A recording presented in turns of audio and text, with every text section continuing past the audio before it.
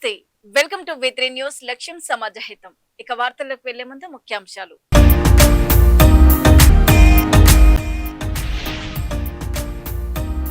విద్యుత్ దీపాలతో ముస్తాబైన పాతబస్తీ. భక్తి శ్రద్ధల మధ్య ధ్వజారోహణ, ప్రత్యేక పూజలు.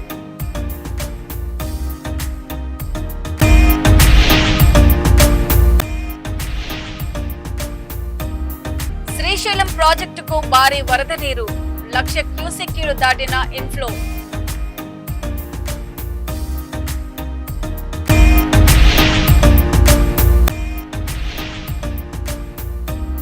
భోగాపురంలో దింసా నృత్య సందడి. విమానాశ్రయ ప్రారంభోత్సవానికి ప్రత్యేక ప్రదర్శన.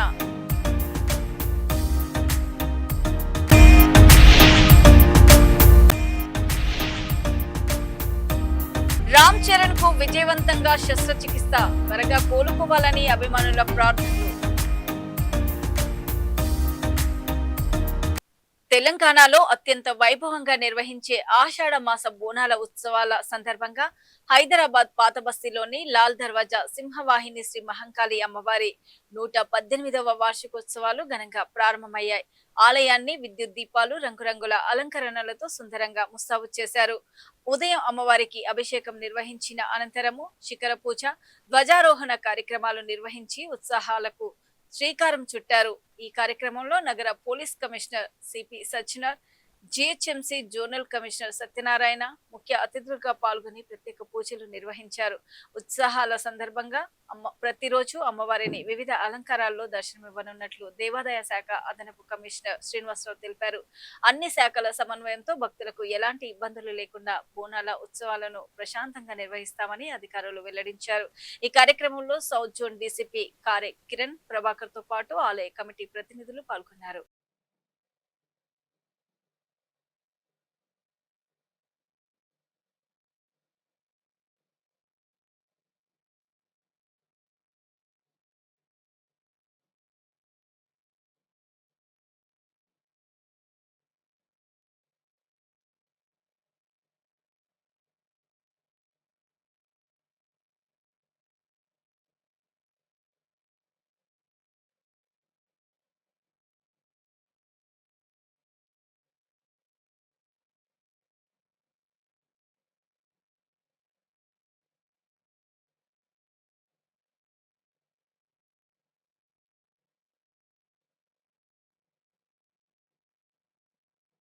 So 1 second.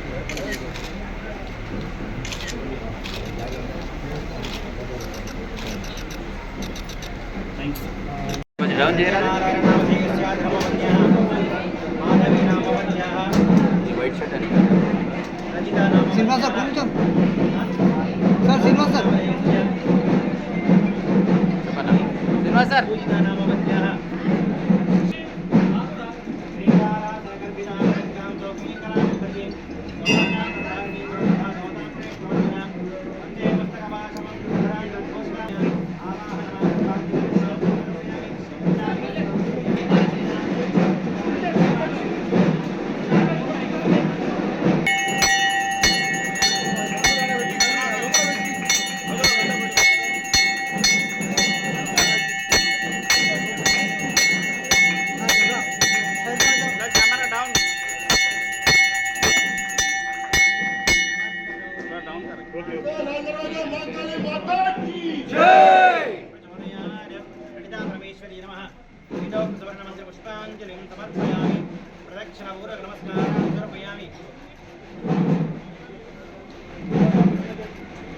Babu, Swami.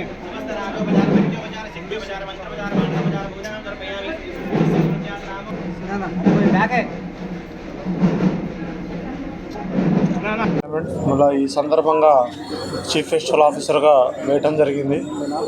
ప్రభుత్వం వారి ఉత్తర్వుల మేరకు, కోర్టు ఉత్తర్వుల మేరకు ఈ అందరి డిపార్ట్మెంట్ సహాయ సహకారాలతో ఈరోజు మొదలుపెట్టిన శిఖర ప్రతిష్ఠ కానీ ధ్వజారోహణం ముందు ఈ ఉత్సవాలు మొదలవుతున్నాయి. ఇక్కడున్న ప్రతి ఒక్కరి సహాయ సహకారాలతో ఈ కార్యక్రమం దిగ్విజయంగా నిర్వహిద్దామని నిర్ణయించుకున్నాం. మాకు మా డిపార్ట్మెంట్ పరంగా ఆయా పోలీస్ కానీ, జిఎంఎస్ కానీ, ఎలక్ట్రికల్ కానీ, శానిటేషన్ ఆయా డిపార్ట్మెంట్లు అందరూ అవుతాడు. ఇక్కడ లోకల్గా ఉన్న పెద్దవాళ్ళని కూడా సహకరించమని కోరాము. వాళ్ళు కూడా అదే విధంగా వచ్చారు. నిన్న ఉత్తర్వుల మేరకు నిన్న హుండీలు అవన్నీ ఇన్స్టాల్ చేయడం జరిగింది. తర్వాత అక్కడికి సంబంధించి రక్షణ కోసం డిప్యుటేషన్ స్టాఫ్ ఇవన్నీ ఆర్గనైజ్ చేసుకుంటున్నాము. ఏ ఇబ్బంది కలగకుండా వచ్చిన భక్తులు సంతోషంగా సంతృప్తికరంగా దర్శనం చేసుకుని అమ్మవారి దీవెనలు తీసుకుని వెళ్ళే ప్రయత్నం చేస్తున్నాము. అలానే మీరందరూ కూడా సహకరిస్తారని, ఎక్కడైనా తక్కువైనట్టుంటే ఎమ్మటే నోటీస్ తీసుకొచ్చి మేము కూడా అందరి సహకారంతో మీ సమన్వయంతో పనిచేసి ముందుకు వెళ్ళాలని నేను సార్ ఎన్ని నిమిషాలు ఏర్పాటు చేశారు పర్మనెంట్ వరకు అయితే చేశాము. ఆ తర్వాత 13 నాడు కోర్టులో మళ్ళీ పోస్టింగ్ అయింది ఆర్డర్ హైకోర్టు నిన్న. ఆ తర్వాత నిర్ణయం తీసుకున్నాం. ఇప్పుడు ఈ పండగ వరకు రేపు ఈ రోజు మొదలుకొని 16వ తారీఖు వరకు ఉత్సవాలు రోజుకు ఒక కార్యక్రమం చొప్పున నిర్ణయించారు ఇక్కడ ఉన్న పెద్దవాళ్ళు. ఆ మేరకు ఇప్పుడు ఇమీడియట్లీ నేను ఇన్స్ట్రక్షన్స్ ప్రకారం నేను ఈవినింగ్ ఇన్స్టాల్ చేసాము. దాన్ని సీల్ చేసి మా ఇన్స్పెక్టర్ వేసి వాళ్ళ సమక్షంలో చేయడం జరిగింది. ఈ తర్వాత అది కంటిన్యూ అయితే ఉత్సవాల తర్వాత నిర్ణయం తీసుకున్నాం. ఎగువ ప్రాంతాల్లో కురుస్తున్న భారీ వర్షాల కారణంగా శ్రీశైలం జలాశయానికి వరద నీటి ప్రవాహం క్రమంగా పెరుగుతుంది. ప్రస్తుతం ప్రాజెక్టుకి 1,05,709 క్యూసెక్యుల ఇన్ఫ్లో నమోదైంది. జలాశయం ప్రస్తుత నీటి మట్టం 830.70 అడుగులకు చేరుకుంది. పూర్తి స్థాయి నీటి మట్టం 885 అడుగులుగా ఉంది. శ్రీశైలం ప్రాజెక్టు పూర్తి నీటి నిల్వ సామర్థ్యం 215.80 టీఎంసీలు కాగా ప్రస్తుతం 55.2658 టీఎంసీల నీరు నిల్వ ఉన్నట్లు అధికారులు తెలిపారు. ఇదిలా ఉండగా ప్రాజెక్టులో విద్యుత్ ఉత్పత్తిని ప్రారంభించారు. అయితే కుడి ఎడమ గట్టు జల విద్యుత్ కేంద్రాల్లో ఇంకా విద్యుత్ ఉత్పత్తి ప్రారంభం కాలేదని అధికారులు వెల్లడించారు. ఎగువ నుంచి వరద ప్రవాహం కొనసాగుతున్న నేపథ్యంలో జలాశయ పరిస్థితిని అధికారులు ఎప్పటికప్పుడు పర్యవేక్షిస్తున్నారు.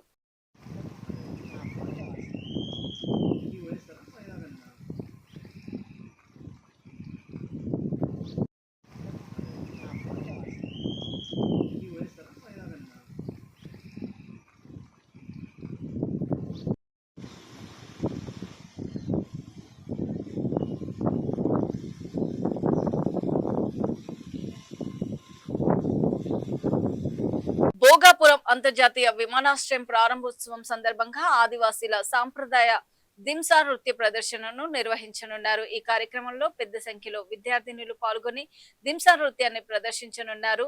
ఆదివాసీ సంస్కృతి సాంప్రదాయాలను ప్రపంచానికి పరిచయం చేయడంతో పాటు ప్రపంచ రికార్డు నెలకొల్పే లక్ష్యంతో ఈ ప్రత్యేక ప్రదర్శనలు ఏర్పాటు చేస్తున్నారు. విమానాశ్రయ ప్రారంభోత్సవ వేడుకల్లో ఈ దింసా నృత్యం ప్రత్యేక ఆకర్షణగా నిలవనుంది.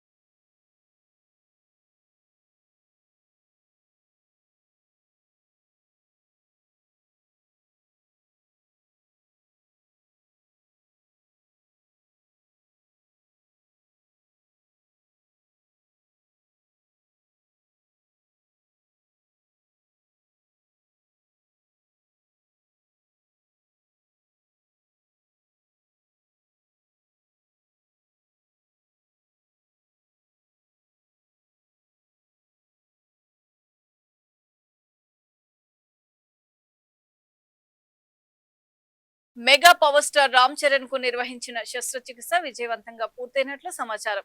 ఈ నేపథ్యంలో మెగాస్టార్ చిరంజీవి కుటుంబ సభ్యులతో కలిసి కోయంబత్తూరు నుంచి హైదరాబాద్ కు చేరుకున్నారు. రామ్ చరణ్ ఆరోగ్య పరిస్థితిపై అభిమానులు ఎప్పటికప్పుడు ఆరా తీస్తూ ఉండగా శస్త్రచికిత్స విజయవంతంగా పూర్తయిందన్న వార్తతో ఊరట వ్యక్తం చేస్తున్నారు. చరణ్ పూర్తిగా కోలుకొని మునుపటిలాగే అదే ఉత్సాహంతో అభిమానుల ముందుకు రావాలని మెగా అభిమానులు ఆకాంక్షిస్తూ ఆయన త్వరగా కోలుకోవాలని ప్రార్థిస్తున్నారు.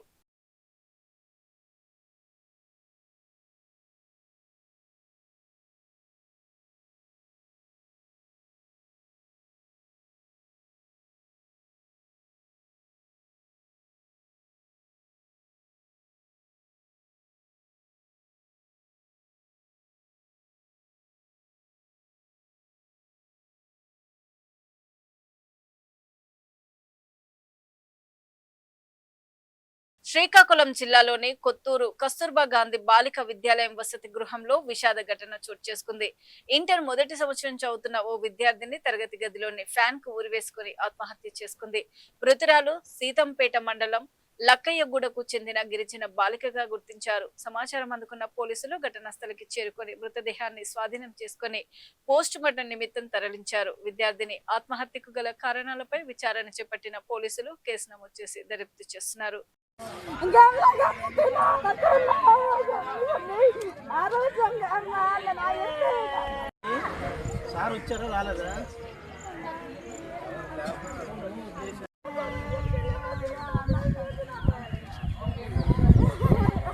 అనంతపురం జిల్లా హిందూపురం సిఐ రాజగోపాల్ నాయుడుపై దళిత సంఘాలు తీవ్ర ఆరోపణలు చేస్తూ పుట్టపర్తి ఎస్పీ కార్యాలయం ఎదుట నిరసన చేపట్టాయి. బహుజన చైతన్య వేదిక అధ్యక్షుడు హైకోర్టు న్యాయవాది శివరామకృష్ణపై లాఠీలతో దాడి చేసి బూటకాలితో తన్నారంటూ ఆందోళన వ్యక్తం చేశారు. హిందూపురం మాతృశ్రీ ఆసుపత్రిలో చికిత్స పొందుతూ ఓ మహిళ మృతి చెందిన ఘటనలో బాధిత కుటుంబానికి న్యాయం చేయాలని శివరామకృష్ణ ధర్నా చేపట్టగా ఈ ఘటన జరిగిందని ఆరోపించారు. సిఐ రాజగోపాల్ నాయుడుని వెంటనే సస్పెండ్ చేసి సమగ్ర విచారణ జరిపించాలని దళిత బీసీ సంఘాలు డిమాండ్ చేశాయి. అయితే ఈ ఆరోపణలపై పోలీస్ శాఖ నుంచి అధికారిక స్పందన రావాల్సి ఉంది. రాజగోపాల్ నాయుడు పైన చట్టపరమైన చర్యలు తీసుకునేంత వరకు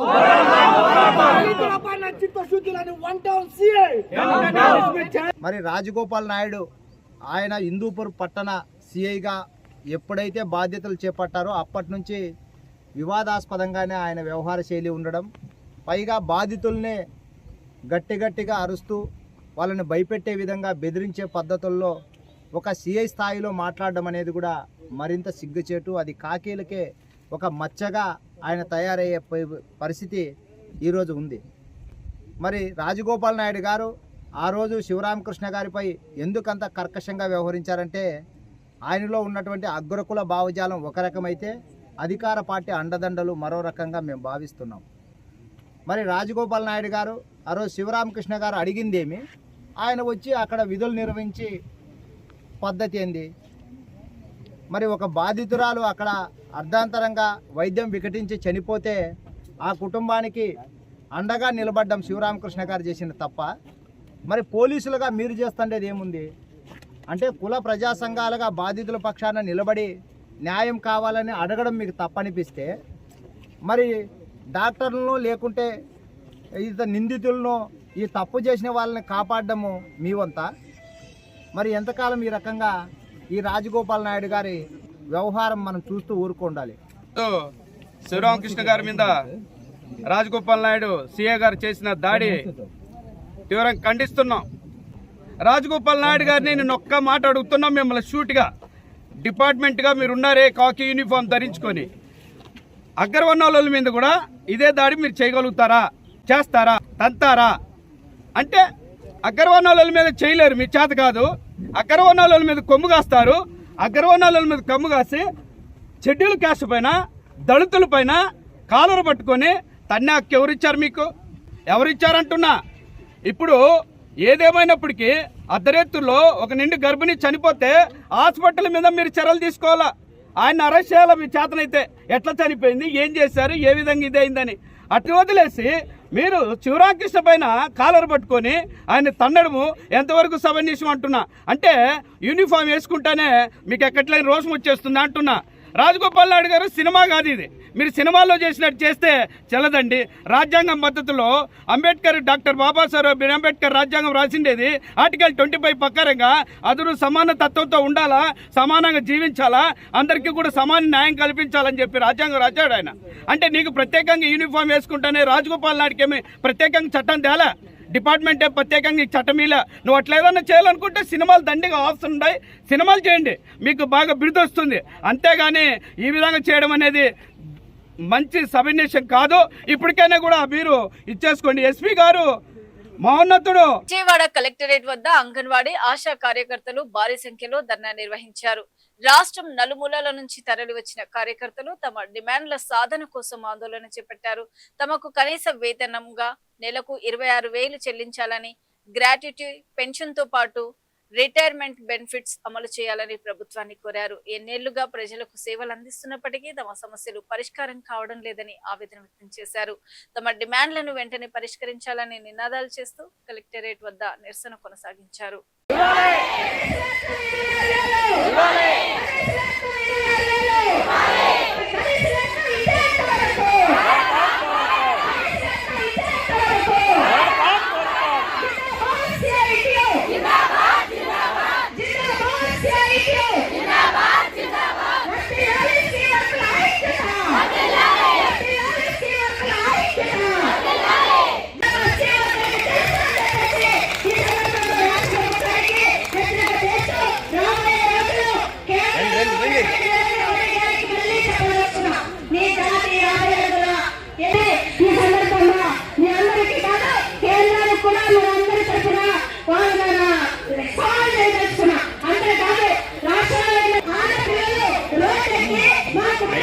ఆందోళన సమయంలో విధి నిర్వహణలో గాయపడిన ఢిల్లీ పోలీసుల కుటుంబాలు న్యాయం కోసం సుప్రీంకోర్టును ఆశ్రయించాయి. ఈ సందర్భంగా గాయపడిన ఓ ఏసీపీ కుమారుడు లక్ష్య స్పందిస్తూ నిరసనల పేరుతో రౌడీలు దాడులకు పాల్పడిన గాయపడిన పోలీసుల పరిస్థితిపై ఎవరు మాట్లాడటం లేదని ఆవేదన వ్యక్తం చేశారు. విధి నిర్వహణలో గాయపడిన పోలీసుల త్యాగాలను విస్మరించడంతో పాటు వారిపై సామాజిక మాధ్యమాల్లో అసత్య ప్రచారం జరుగుతోందని ఆరోపించారు. గాయపడిన పోలీసులకు న్యాయం జరిగేలా తగిన చర్యలు తీసుకోవాలని కుటుంబ సభ్యులు కోరుతున్నారు. जब भी मेरे फ्रेंड्स मुझे रील्स भेजते हैं एंड ट्विटर पे लिंक्स भेजते हैं कि उसमें पुलिस के खिलाफ बहुत ज़्यादा डेरिगेटेड टर्म से बात कही जाती है, उनके एकदम खिलाफ होते हैं, हमारी साइड की कोई बात भी नहीं करता। मेरे पापा बोलते हैं कि इस पे मुझे ध्यान नहीं देना चाहिए बिकॉज ये बस दोनों साइड को ट्रिगर करने के लिए, ये वन साइड मीडिया है एंड ये बस केओस क्रिएट करने के लिए। पर जब मेरे फादर के साथ ये हुआ I was really disappointed and frustrated. और एंड पार्लियामेंट में भी इसके बारे में कुछ बात नहीं हो रही, पुलिस वालों का क्या, जिनको जो इंजर उनका क्या। एंड फिर मुझे पता चला कि जो एग्रेसर्स थे उन्होंने पुलिस के खिलाफ ही एप्लीकेशन डाल दी कि उनके साथ अनजस्ट हुआ है। मैंने और बहुत सारी फैमिलीज़ ने पुलिस की उन्होंने भी मिलकर प्ली डाली कि हमारे भी राइट्स हैं। ऑनरेबल सुप्रीम कोर्ट खुद कहता है कि everyone is equal in front of law and everyone has right to life. मेरे फादर यहाँ पे नहीं है because due to his rules of duty, और बट हम यहाँ पर टू रिप्रेजेंट द फैमिलीज जिनके स्पाउस या जिनके फादर इंजर हुए। जंतर मंतर में जो प्रोटेस्ट था वो एक स्टूडेंट प्रोटेस्ट था, पर उसमें बस स्टूडेंट्स नहीं थे, उसमें राउडीज थे, उसमें गुंडे थे जो इस अपॉर्चुनिटी का यूज़ करे थे टू क्रिएट केओस और पुलिस वालों को इंजर करने के लिए, उन्हें हर्ट करने के लिए। मैं एक स्टूडेंट हूँ और मुझे पता है कि मेरे पापा जो एक पुलिस ऑफिसर है वो किसी ऐसे स्टूडेंट को हर्ट नहीं करेंगे, वो एक स्टूडेंट की केयर करेंगे and my father didn't deserve this. Gujarat లోని జామ్నగర్ లో 2 ఏళ్లుగా అదృశ్యమైన జిగ్నేష్ మావడియా హత్య కేసు సంచలనం సృష్టించింది. భర్తను ప్రియుడు నిలేష్ తో కలిసి సైనైడ్ కలిపిన మద్యం తాగించి హత్య చేసిన భార్య పృథ్వీ అనంతరం మృతదేహాన్ని ముక్కలు చేసి 12 అడుగుల లోతైన గుంతలో పాతిపెట్టింది. ఎవరికీ అనుమానం రాకుండా జిగ్నేష్ ఆస్ట్రేలియాలో ఉద్యోగం చేస్తున్నాడని కుటుంబ సభ్యులను 2 ఏళ్ల పాటు నమ్మించింది. అయితే బంధువులకు అనుమానం రావడంతో పోలీసుల విచారణలో అసలు విషయం బయటపడగా నిందితులు హత్య చేసినట్లు ఒప్పుకున్నట్లు పోలీసులు తెలిపారు.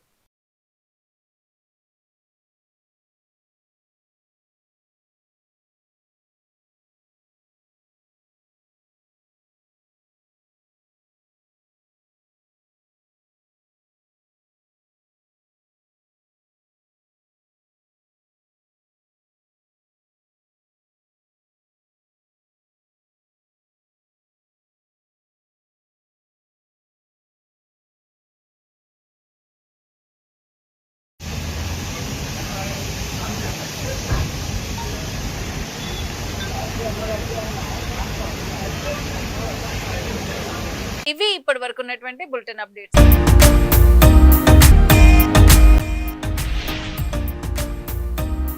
విద్యుత్ దీపాలతో ముస్తాబైన పాతబస్తీ, భక్తి శ్రద్ధల మధ్య ధ్వజారోహణ, ప్రత్యేక పూజలు.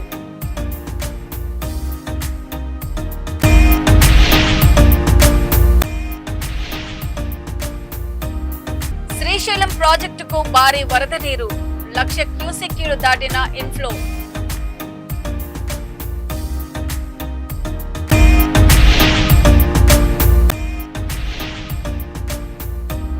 భోగాపురంలో దింసా నృత్య సందడి, విమానాశ్రయ ప్రారంభోత్సవానికి ప్రత్యేక ప్రదర్శన.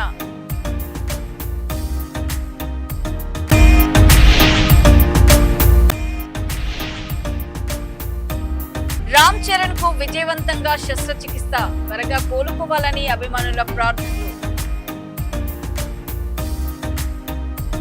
మరో బులెటిన్ లో మళ్ళీ కలుసుకుందాం. అప్పటి వరకు చూస్తూనే ఉండండి. V3 న్యూస్, లక్ష్యం సమాజహితం. నమస్తే.